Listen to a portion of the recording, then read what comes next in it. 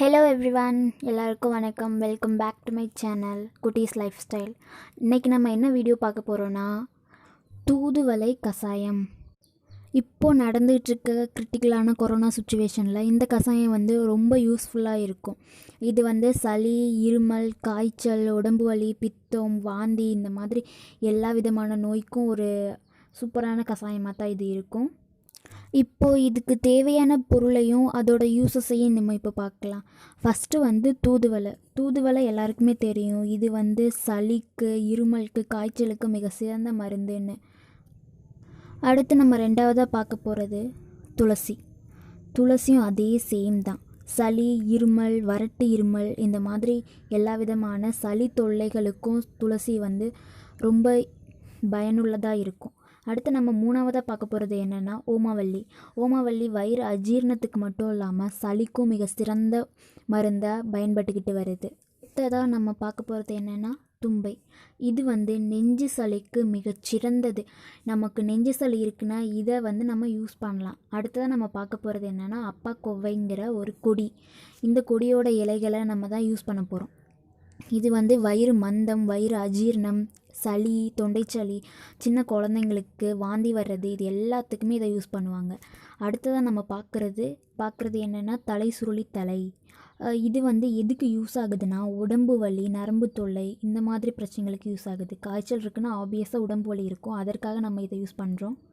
அடுத்ததாக பார்க்குறது என்னென்னா வேலிப்பருத்தி தலை.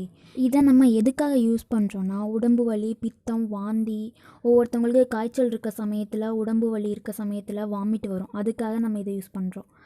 இந்த கஷாயத்தை எப்படி ப்ரிப்பேர் பண்ணுறதுன்னு பார்க்கலாம்.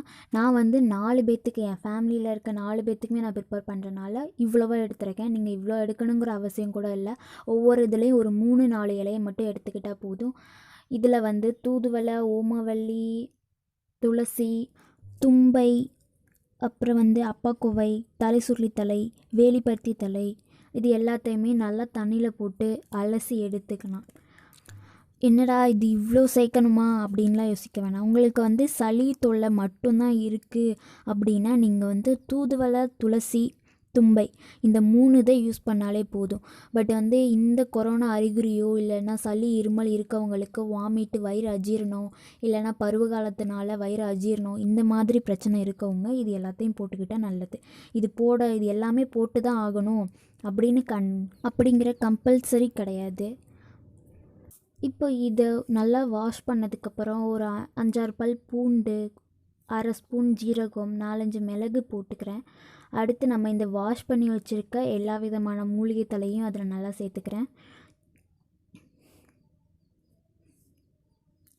இது எல்லாத்தையும் சேர்த்ததுக்கப்புறம் காரத்துக்காக 2 மிளகாய், அப்புறம் வேப்பிலை நம்ம எதுக்காக யூஸ் பண்ணுறோன்னா நல்லாவே தெரியும். வேப்பிலைங்கிறது ஒரு கிருமி நாசினி.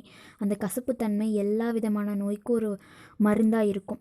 இதில் அடுத்து கொஞ்சமாக அரைக்க தேவையான அளவு தண்ணி சேர்த்து நல்லா அரைச்சி எடுத்துக்கிற பேஸ்ட்டாக. இப்போ நம்ம இந்த பேஸ்ட்டை கொதிக்க வச்சு அதை தான் நம்ம ரசமாக யூஸ் பண்ண போகிறோம். ரசம்னு சொல்லலாம், கஷாயம்னு கூட இதை நம்ம சொல்லலாம்.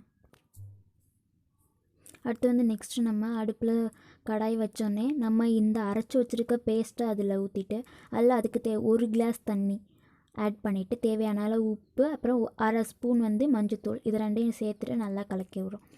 இப்போது இது கொதிக்க ஆரம்பிக்கிற வரைக்கும் நம்ம கொஞ்சம் வெயிட் பண்ணணும். ஒரு 5 நிமிஷம் ஆகும் இந்த கஷாயம் ரெடி பண்ணுறதுக்கு.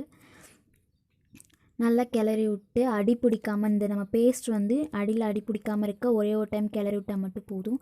அடுத்து ஒரு 5 நிமிஷம் நல்லா கொதித்ததுக்கப்புறம் நம்ம இறக்கி இதை யூஸ் பண்ணிக்கலாம். இந்த கஷாயத்தை முன்னாடியெல்லாம் கொதிக்க வைக்க மாட்டாங்க, பச்சையாகவே தான் குடிப்பாங்க. பட் பச்சையாக குடிக்கிறது ரொம்ப கசக்கும், குடிக்க முடியாதுங்கிறனால தான் நம்ம கொதிக்க வைக்கிறோம்.